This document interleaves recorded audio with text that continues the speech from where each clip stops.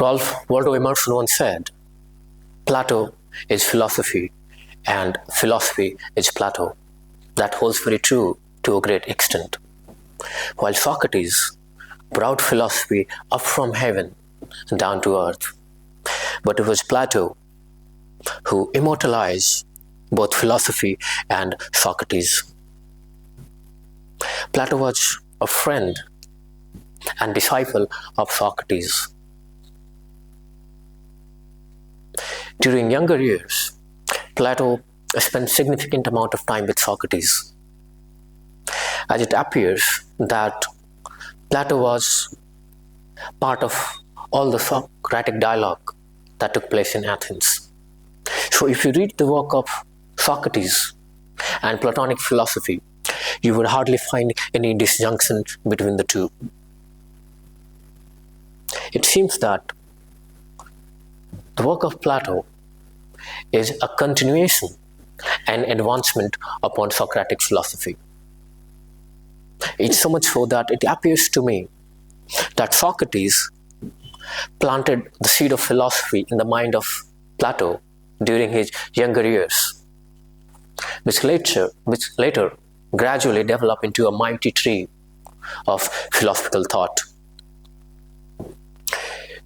Plato's philosophical paradigms such as allegory of cave, which explain the architecture of reality, the tripartite soul, and the idea of Philosopher-King. These are advancement upon Socratic ideas. And merely continuation of Socrates. But today, we'll study about Platonic philosophy on justice and morality. And to study Plato philosophy, we have to start with Socratic philosophy.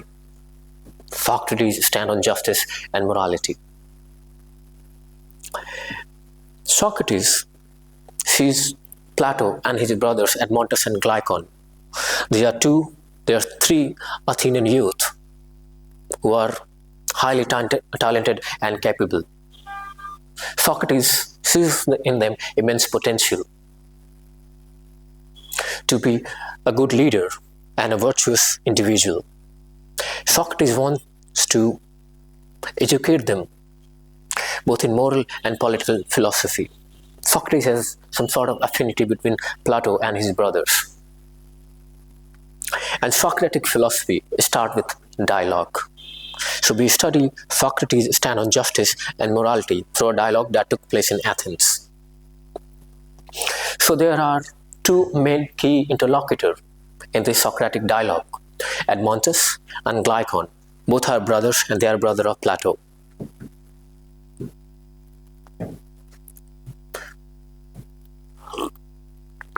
Glycon starts with a story in the dialogue to challenge Socrates to explain the true nature of justice and morality. Glycon takes a story of a shepherd named Gyes. Gyes was a shepherd who was in the service of the king, who herded sheep for the king. So one day, while he was herding the sheep, he finds a ring or split up, and from there a bronze horse comes out, and that bronze horse, there's a man with metallic body, and he was bearing a ring. So Gyes takes up the ring, and he realizes that the ring makes the wearer invisible. So if you wear the ring and roam around doing immoral acts, you will go undetected. Nobody could see you.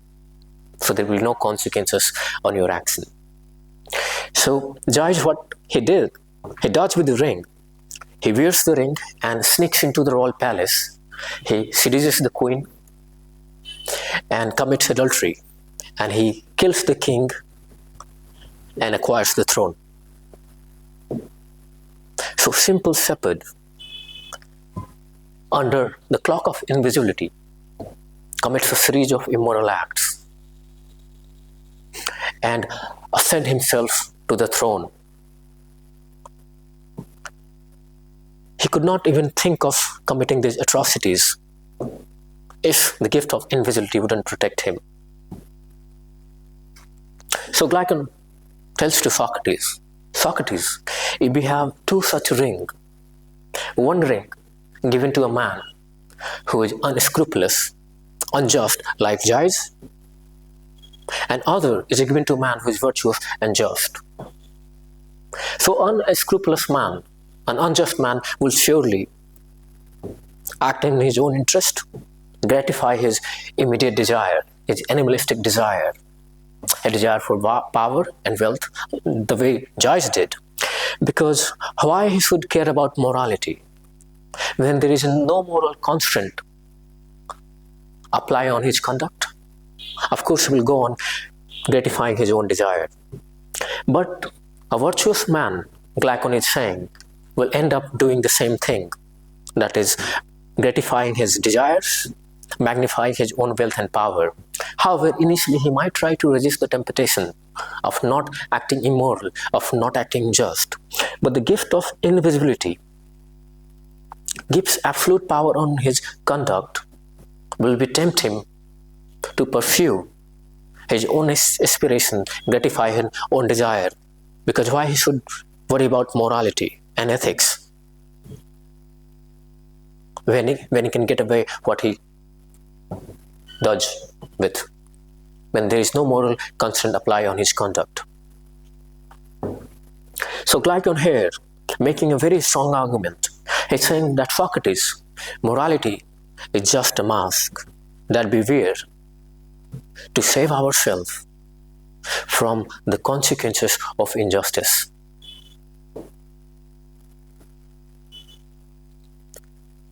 And being immoral, being unjust is in the nature of a man, because being unjust makes a man happy.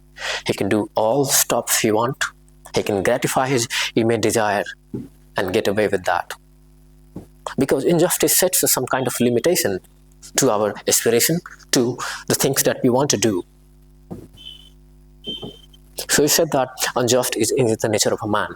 And if people could do injustice with impunity, they will do all kind of bad stuff. They will not give much heed to morality and justice. So justice is essentially a mask. What is Glaucon is trying to say over here? While Thrasymachus, in earlier dialogue on justice, says that justice is the advantage of strong. But Glaucon here is saying that justice is the advantage of weak. Glaucon here is saying that a group of people come together and form something like social contract. So essentially, people come together because they are weak, they are feeble, they lack the capacity to be real tyrant, they lack the capacity to do injustice. So injustice done to them in society harms them more than justice they do to others pleases them. So a group of people come together and form something like social contract and make constitution to prevent injustice done to them. Not because they see justice as a virtue in itself. They make social contract to prevent injustice done to them, because injustice done to them harm them more and they lack the capacity to do injustice to others.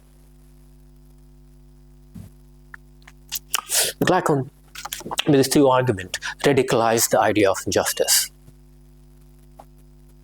His brother, Admontus, comes in and he further radicalized the argument. He said, Glaucon, you said enough. Now let me speak. Admontus speaks. He tells Socrates, we praise justice or we value justice not because justice is good in itself, but we value justice or praise justice because of what it gets us. So when men tell to their children that be just, be moral, what they essentially trying to say that be just, because if you are just, you might rise high in the estimation of your neighbor, you might be elected for an office, you might be promoted at workplace. Not because they value justice as a good in itself. So Edmund said it's saying that we use justice as an instrument to get the benefits that come from being moral or acting moral.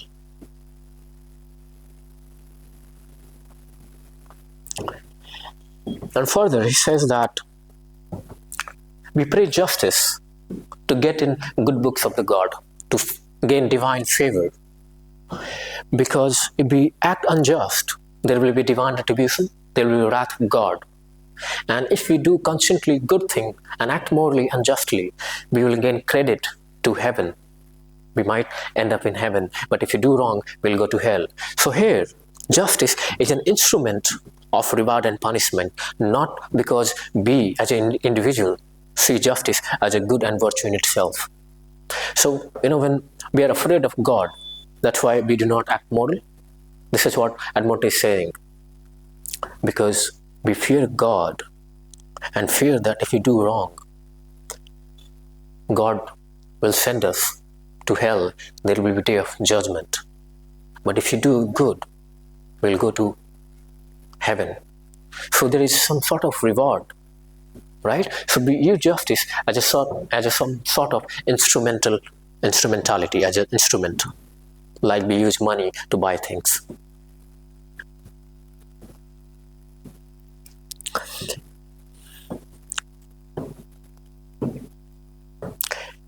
This was the first argument made by Admontus. He made another argument. He said, Socrates, suppose there is a man, a man who is unjust, who is a real tyrant, who acquires political power, who wins election by eliminating his opponent, by doing all sort of evil act. And once he acquires power and wealth, but while doing immoral act, he maintains an appearance of being just. He maintains a semblance of respectability. He does all this unjust act under the cloak of wall, under the cloak of invisibility. So he do unjust act, but he also maintains the respectability and appearance, semblance of virtuous and ethical. So by doing so, essentially a Machiavelli man who knows the power of politics, who knows the power of game, maintain a semblance of respectability while under the cloak of walls or the cloak of invisibility, he does all immoral acts in order to acquire power, acquire wealth. So by being cunning, he can maintain an appearance of just in society, but he can also fool God. Because God is not concerned about reputation. Because God will know, no matter how hard you try to cover it. So Edmund is saying that in our world, right, we can even pacify God by chanting right number of mantra, by offering right number of sacrifice. Our Holy Scripture mentions that. So we can, by doing immoral acts, we magnify our power and our wealth. Once we have sufficient power and wealth, now we can pacify the God to save ourselves from wrath of God, from divine retribution, by performing right number of sacrifice, by chanting right number of mantras. So this tyrant politician who acquire power and wealth, and after acquiring power and wealth, he can take control of all religious places, all the monks and sons. And now he can force them, at least request them, to perform right amount of sacrifice and right number of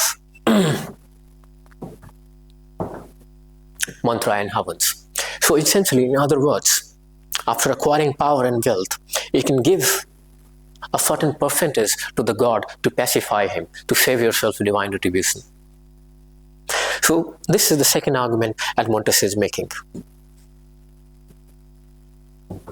So these two brothers, essentially what they are doing is they are playing devil advocate to unfold a scathing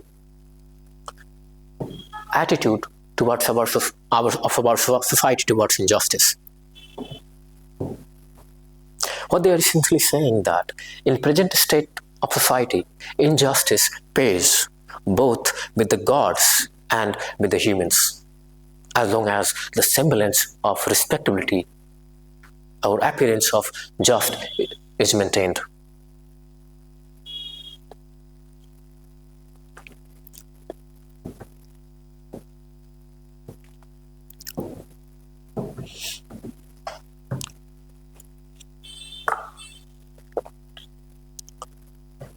Okay. So this is the joy, when you get the ring and does this.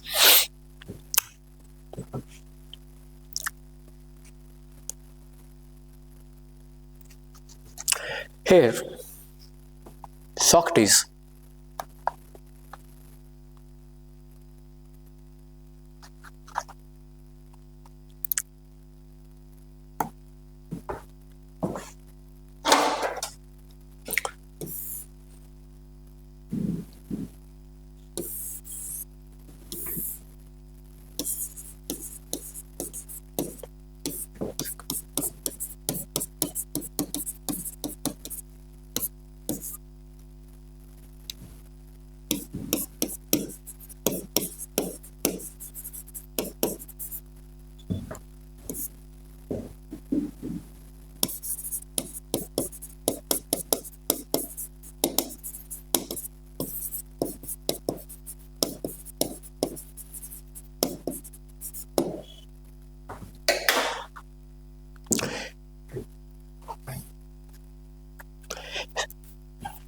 says, he explained three kinds of goods.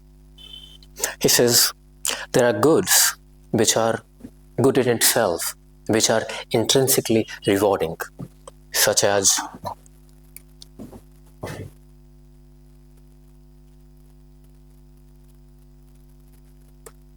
joy, health,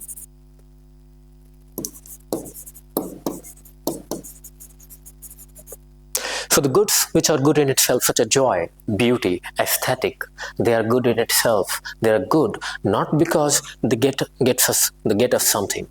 They are good because they are intrinsically good. Joy, happiness, beauty, and aesthetic. So there are goods which are intrinsically good, and there is a second kind of good which is instrumental in nature. They are good because of what they get us, such as money. Money does not have any value in itself. Money is valuable because with money we can buy the things we want. So money is instrumental in nature, so does wealth. Now there is third kind of good, which is instrumental as well as intrinsically rewarding.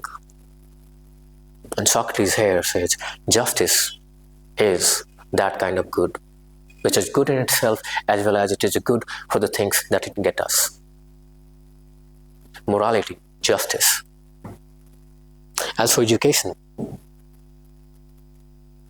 with right kind of education, it feels good about being educated. Education is good in itself, and also with education we can get the job, we can earn our living. So justice is the third kind of good.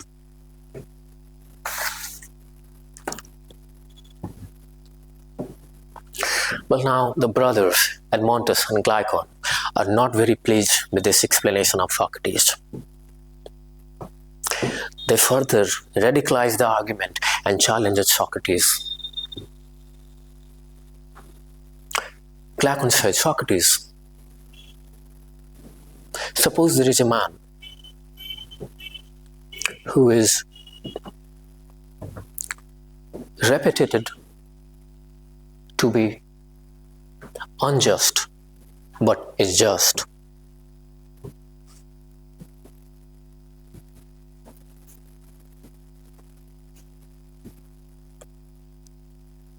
He asking is, if a man is reputed to be unjust but he is virtuous, but he has acquired a reputation to be unjust because of some kind of rumor. Some individual in the society spread rumor about him, and they further expand the rumor, and all the people thinks that person is bad. And due to people ignorance, due to lack of their critical thinking, people think bad of him, people think of him as an immoral person.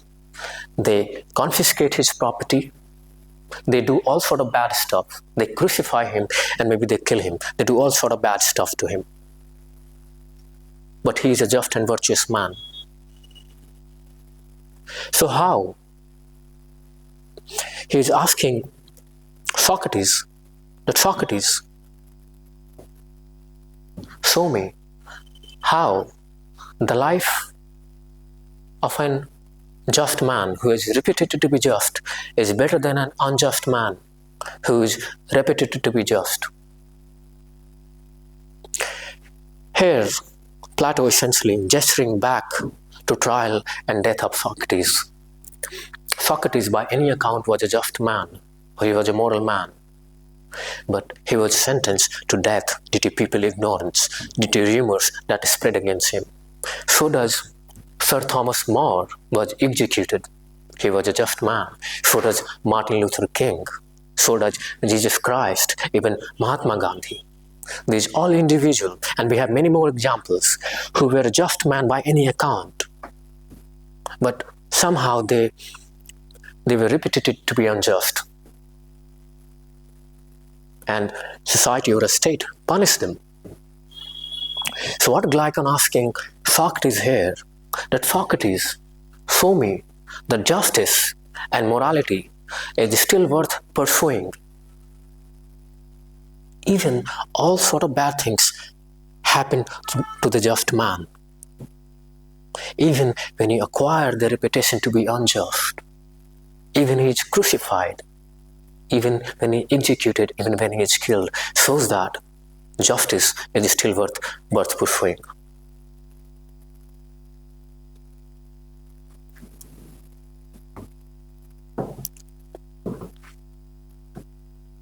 Now Socrates stand up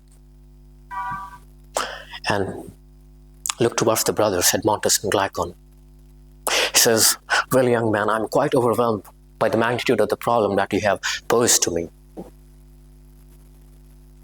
In fact, Socrates was essentially waiting for this kind of further radicalization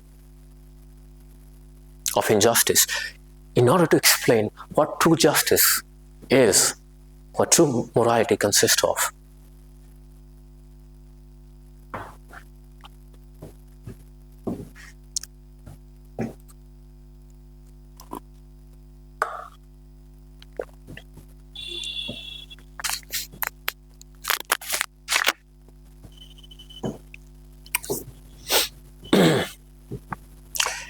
Now, Socrates here says, we all human beings have a soul. That we all human being has a soul. Let's relate that we all human being has a conscience. He does not necessarily use the word of conscience. He says that we all human being have a soul. And justice is to the soul what health is to the body. And when we do something immoral or unjust, we corrupt our soul. So justice is essentially nourishment of our soul. He says, essentially what he is saying, that our immoral acts, our unjust acts, does not have only external consequences. That invisibility could protect us. Where invisibility have a very deep meaning. Here invisibility subtracts the body and makes us look at the soul of the individual. That's why invisibility has taken over here. Socrates says that our wrong act or immoral act have two consequences. One is external and one is internal. However, we can save ourselves from external consequences by gift of invisibility, by being cunning, by fooling the society, or finding loophole in the constitution. But we cannot save ourselves from the internal consequences of our immoral act. And Socrates was saying the internal consequences have far-reaching impact on our soul than the external consequences. Because Socrates believed in immortality of soul, just like our religious scripture. He believed that soul is something immortal, which never dies, and it carries forward from one life to the another. And it is not worth corrupting our soul by doing immoral act, by being unjust, because its impact exceeds this life. We carry forward the impact of our unjust act, and this is so. Even if the gift of invisibility protect us from immoral act and save us from our unjust act from the constitution or from the society, it is still not worth doing it, because we will be corrupting our soul. And if we go on acting immoral, unjust, the day will come when we corrupt our soul. And just the way it's a diseased body, if we remain ill for the long, we will die, our body will not function. Same way, if we corrupt our soul, we will be in constant moral turmoil, and we will carry it forward. So Socrates is saying essentially that justice is to the soul what health is to the body. And since the soul is immortal, eternal, it is not worth corrupting. Our Bible, our Gita, and other major religious scriptures, such as Quran or Zoroastrianism, emphasize on soul eternity, immortality. A Bible even mentions that what shall it benefit a man if he gains the whole world but loses his soul? What price a man could possibly put on his soul to sell it? So Socrates essentially believes in God, and he brings up the concept of soul to explain the true nature of justice and morality. Now, Plato further advances Socratic conception of justice and morality in more intellectually sophisticated way. It is quite of an intellectual exercise.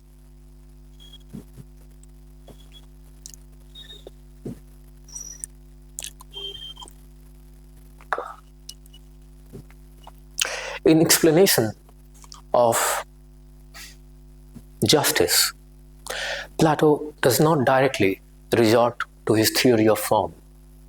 Instead, he developed a psychological and political model to explain the nature of justice and morality. Just like Socrates, he believes in soul and immortality of soul. And he says that our soul has three parts. So he delineates our soul into three constituent parts. Each part has its corresponding role and corresponding virtue.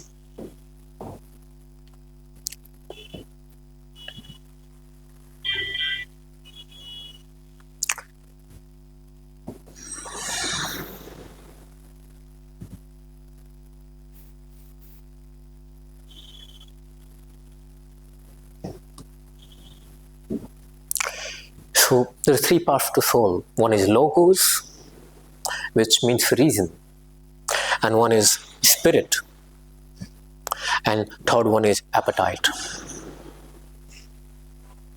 And each part of our soul has a corresponding role. So our reason has governing role. It has reasoning capacity. Since it has reasoning capacity, the role of our reason part is to govern, to direct our soul. And second one is spirit, So the role of spirit is to support our governing part. And the third is appetite. The part of appetite which seek material gain. Here, in appetite part, Plato has moved beyond Socrates. While in explanation of justice, Socrates has not taken human motivational force, such as our desire to acquire wealth and power, our desire for sex, our desire for clothing, housing, and our psychological attitude and our preferences. So here in appetite part, Plato is saying that he takes our humanly desire into consideration. He says that we all humans have desires. We desire to have a nice house, we desire for clothing, nice food, we desire for sex, desire for a family. If Plato does not want us to abolish this humanly desire, because if we lack human desire, we won't be human, we will be sant. And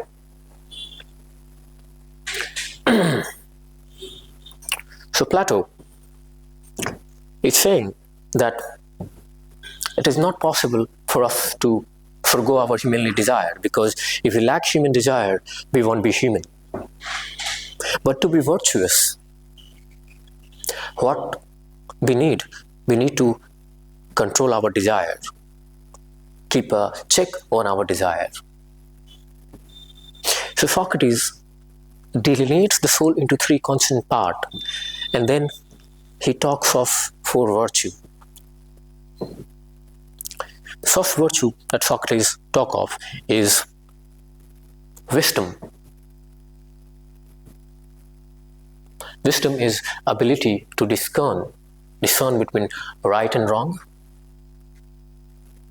between what is just and what is unjust, between what is moral and immoral. And the second virtue is courage. Courage is our ability to face challenges, our strength to stand in the face of adversity. And the third virtue that he talks about is temperance or moderation. And he assigned all this virtue, and the fourth one was justice that we'll talk of. And he assigned all this virtue to each part of the soul.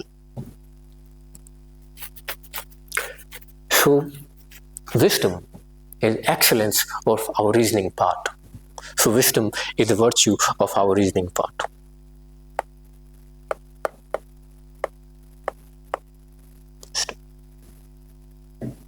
And courage is the excellence of our spirit part. And moderation or temperance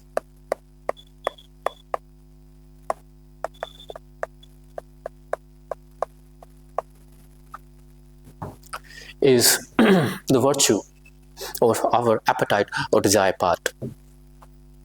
So what justice is? Justice is fourth cardinal virtue. So Plato is saying justice is each part of the soul playing its assigned role, functioning its assigned role. So justice is harmonious interaction of each part of the soul. So our soul is just to the extent that each part of the soul performing its assigned function without interfering with another part. So justice is order and harmony of the soul.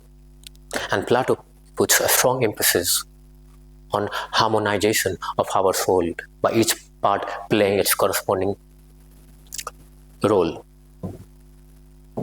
But if justice is harmonious interaction of each part of the soul, and each part of the soul functioning its assigned role, So what is injustice?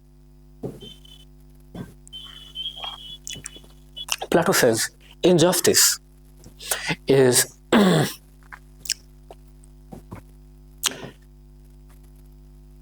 one part of a soul, or a part of a soul, rebellion against another part of the soul.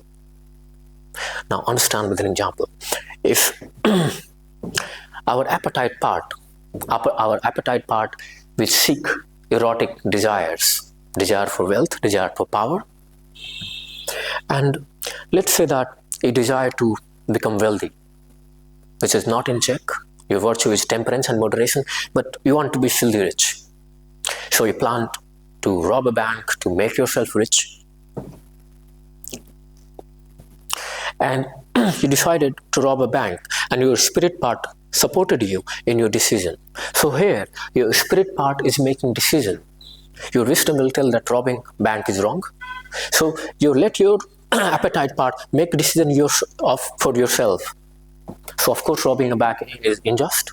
So when your inferior part takes the role of governing your soul, and your appetite part is being rebellious to your reasoning part. So one part of the soul, when rebel against the other, our inferior part takes the role of governing our soul, and that is injustice, that is immoral. So when our appetite part, or when our spirit part governs our soul instead of our reasoning part, which is logos, and which virtue is wisdom. So instead, our appetite part governs our soul, so that is injustices, that is immoral. If you take another example, let's say a desire for power.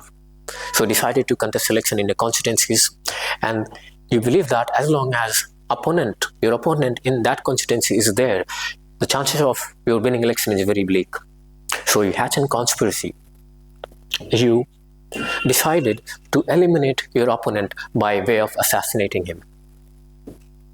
So your appetite part making decision in pursuit of power, where virtue of appetite part is moderation, is temperance. You are not exercising temperance and moderation, and you went on assassinating your opponent in order to win the election. Your appetite part is rebelling against your governing part, which has the reasoning capacity, which has wisdom, and your spirit part is supporting. So that is injustice. That is rebellion of one part against the other, letting our inferior part, our appetite part, make decision for our soul. So that is injustice. And if you relate, it will relate to all immoral and unjust act we do in our everyday life. So justice is to the soul what health is to the body, and injustice is to the soul what disease in the body. So justice is order and harmony. Injustice is a disorder and disease of the soul. So justice is a good state of soul which makes its possessor happy, and injustice is a bad state of the soul that makes its possessor chaotic. So justice is order and harmony. Injustice is a disorder and disease. And no thinking man in right mind would like to live in a diseased body. Similarly, no one would prefer to live in a diseased soul. So justice is harmonious interaction of the soul, each part of the soul playing its corresponding role in the ambit of the ascribed virtue to part of the soul. So justice is good in itself, not because of reward that we get.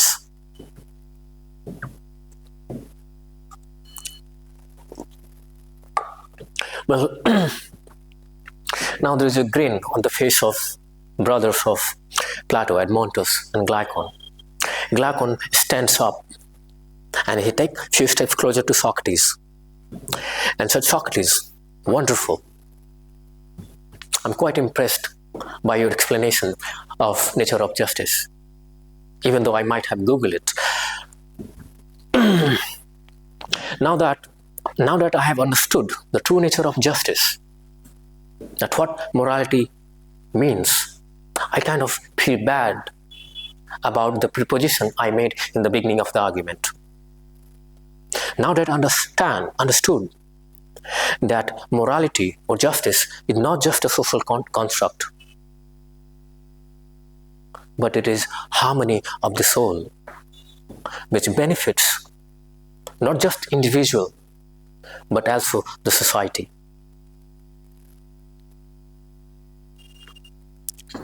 The brother Admontus sneaks into. He says, well, Socrates, I have understood what justice means at the level of individual. But a society is made of individuals. If each individual having a soul, or a city has made of individuals having soul, can we really have this embodiment of soul or harmonization of soul in a city or in a society or a nation?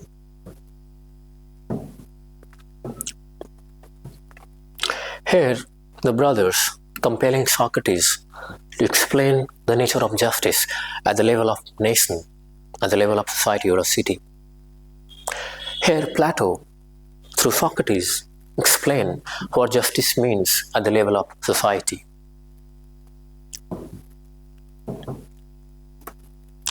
Plato gives a lot of emphasis on harmonization of our soul. He says, once we acquire control on our desire, once we harmonize our soul and control our appetite, he shows us how to harmonize and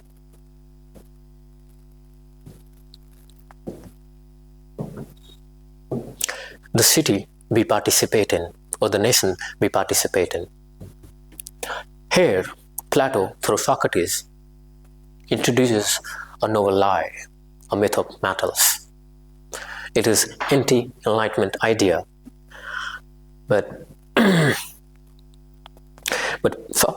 Plato believes that we all humans have a soul, and God made us. When God made us, He made us, our soul, with different kind of metal in it. So our soul is made of gold metal in it, silver metal in it, and bronze metal in it. What Plato essentially here doing is that he is segregating individuals in the society. He's making a class of society, and he's segregating this class of society based on their mental faculties, based on their reasoning capacity, based on their intellect.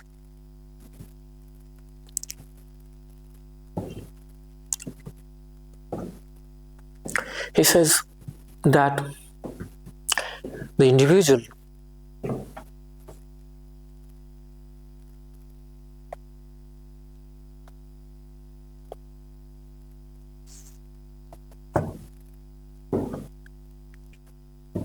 Plato thinks that in society, not everyone has equal access to knowledge.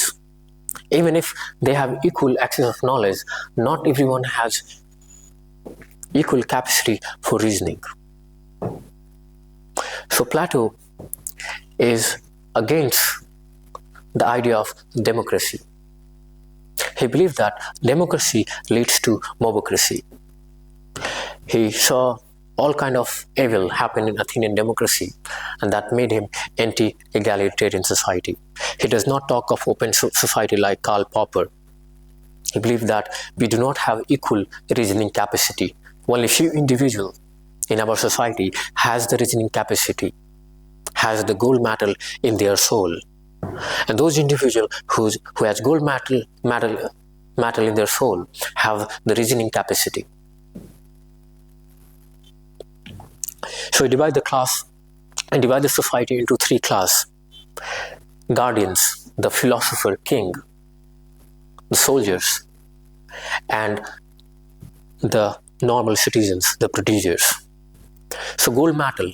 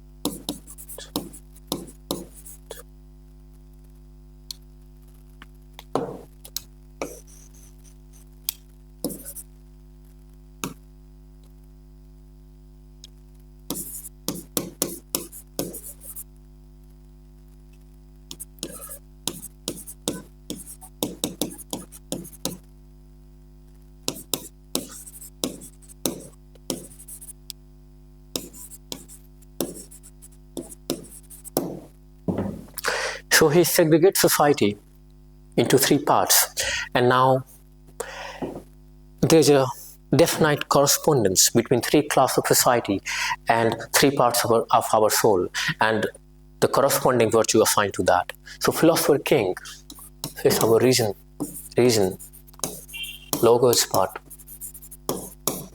and soldier is our spirit part,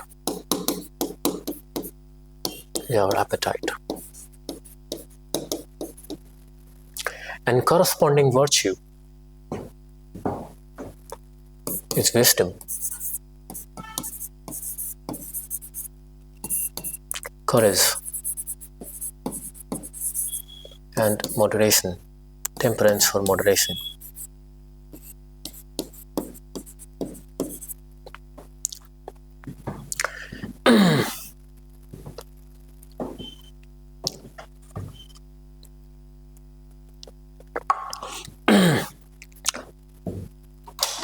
So Plato is against the democracy, and he believed that democracy leads to mobocracy.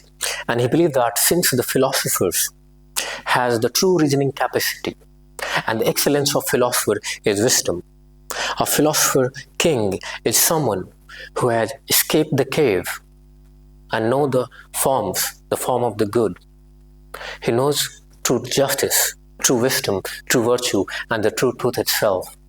He has both political knowledge as well moral knowledge. He has expertise in administration as well as justice and virtue. And he should be governing the city just the way our reasoning part is governing our soul. So the role of second part of our soul or of our city is soldier, and the excellence of soldier is courage. Soldiers are lover of courage. So the role of soldier is to support the city or defend the city from external aggression as well as internal threat.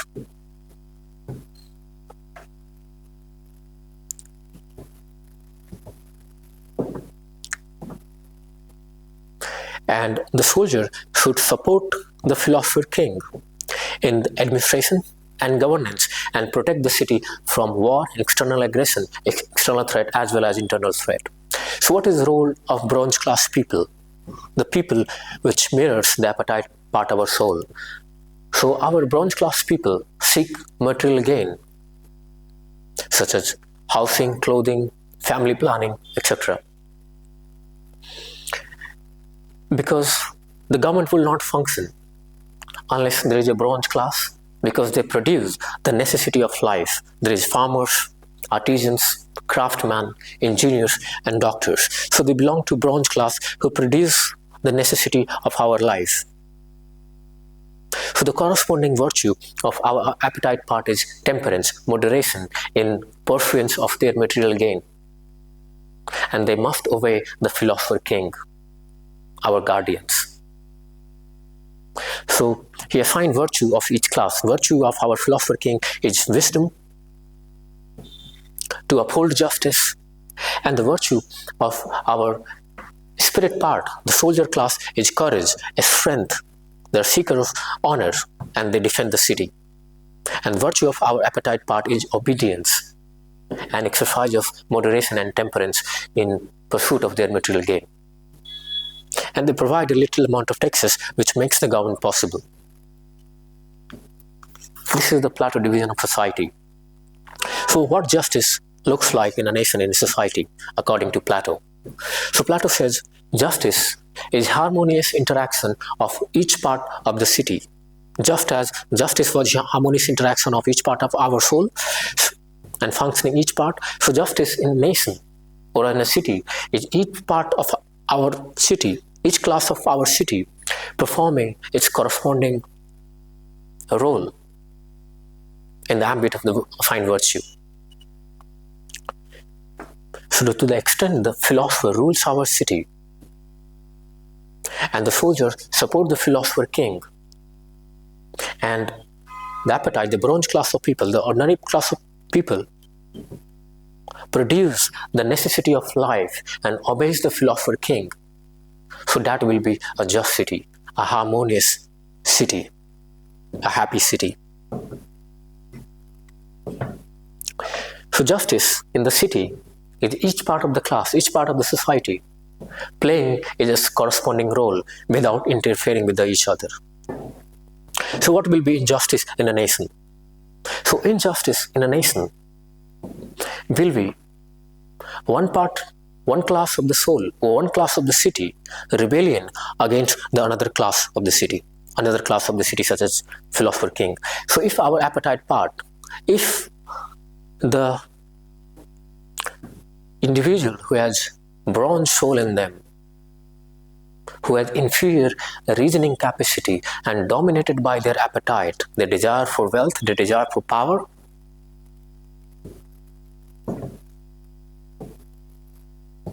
so if they take up the role or rebel against the Philosopher-King, our reasoning part of the city takes up the role of governing the city, makes a decision for the entire city, that will lead to injustice according to Plato. Because if our leader has bronze metal in their soul, what they will do? They will seek their own interest. They magnify their wealth. They will magnify their power. They will live a scandalous sex life. And there will be corruption in the city. So their self-interest will come before the public interest. They will not seek welfare. All the taxes money will be used for their luxury and erotic desires. And gradually that will lead to corruption, scams, and gradually the city will collapse, the nation will collapse. And it holds very true. Even the Plato ideas explained 2500 years back. So if you take the nation which is governed by the leaders who is dominated by appetite part of the soul, who has a bronze soul in them, who lack the reasoning capacity, who lack the wisdom, who lack the true knowledge of justice. You take the nation in African continents, there is constant war for resources, and leaders magnify their own power, their own interest, and many cities has a collapse. You take the example of Bangladesh, a failed state, Afghanistan, and we have many more. But what happens if our spirit part governs the city, if the soldier governs the city instead of Philosopher-King? Well, Plato says, if our spirit part, the soldier, governs the city, that will lead to authoritarianism. The civil liberties of the citizen will be curbed. There will be limited freedom of speech. And there will be external war, threats, because when the spirit part governs the city, that leads to aggressive nationalism. Think of Nazi regime in Germany. Hitler was a soldier. He was dominated by spirit. He has love for honor, and he was dominated by honor. And to Plato, an honorable man is not necessarily a good man. To Plato, honors like pride, hubris is not necessarily their virtue. Sometimes honorable man do unjust act. We have honor killing. On the name of honor, we do all sort of unjust act.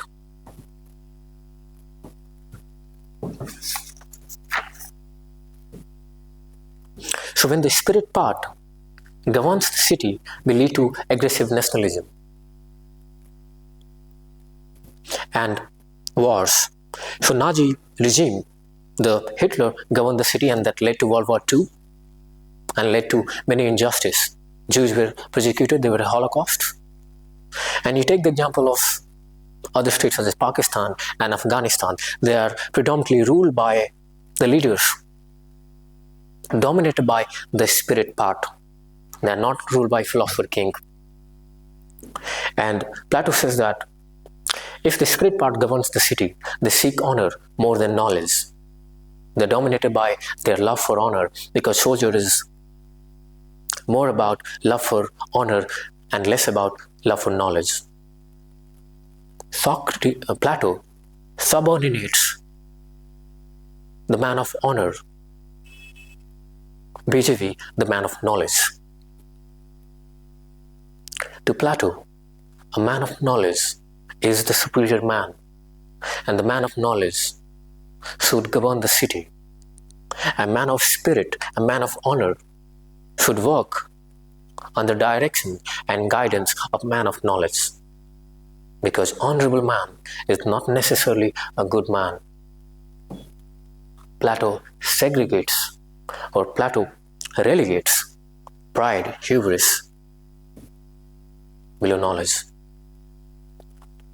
To Plato, the city is just to the extent that it is governed by the Philosopher-King, because he has true knowledge. He has escaped the cave, and he knows reality, the form of the good. And city will prosper, and there will be peace and harmony in the city to the extent that region our guardians are ruled by Philosopher-King. But while Plato explained what justice looks like in a city, that each part functioning a defined role in the ambit of assigned virtue, and injustice is rebellion of one class against the other. When our bronze people takes up the role of governing the city instead of our Philosopher-King, that is injustice in city. But Plato does not segregate society based on gender. For Plato, a man and a woman are equally capable. The gift of logos, the divine reasoning and wisdom, both woman and man possess it. A woman, if they have the reasoning capacity, if they have the wisdom, can be Philosopher-King or Philosopher Queen. She could be a soldier. So Plato does not make any differentiate between men and a woman. To Plato, the kind of genitalia attached to one's body is of no importance, as long as they have reasoning capacity. They could be ruler, as long as they have the divine logo. Because when women solve maths problem, they reach the same answer as men.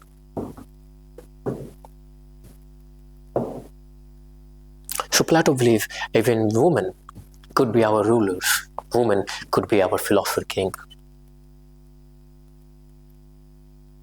So Plato is segregating society based on knowledge, based on our mental faculties, not based on gender. He believed that not all of us have equal access to knowledge, and we all have different mantle in our soul. But essentially it's saying that we all have different mental ability. We do not have same reasoning capacity. That's why he's against democracy. He believed that only few individual elite have gold metal in their soul, have reasoning capacity, and they should be governing. And a city is just and a harmonious and good state as long as the Philosopher-King governs the city.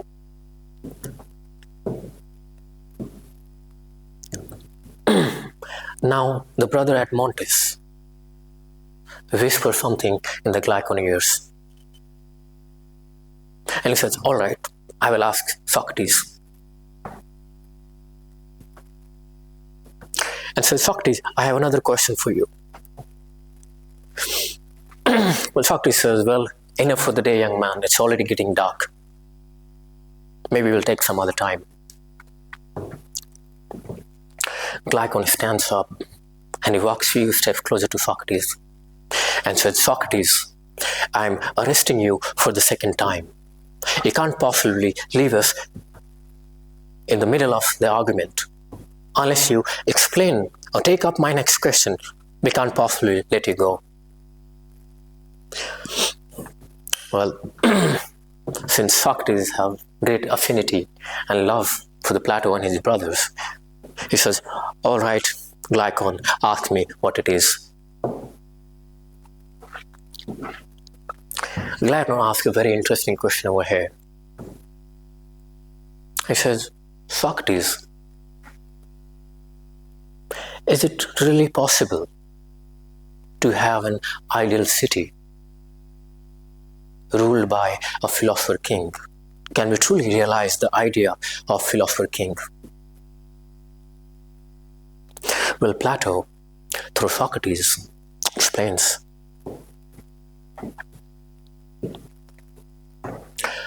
While this world of space and time, the material world of chairs and tables, tall buildings and cars, create some sort of obstruction, some sort of resistance, and they stand as a defiance towards realization of Platonic ideas. And there is some sort of disjunction between the ideals we aspire for and the reality we live in. There is a mismatch between theory and practice. And because of that, we can't fully realize our ideals that we aspire for.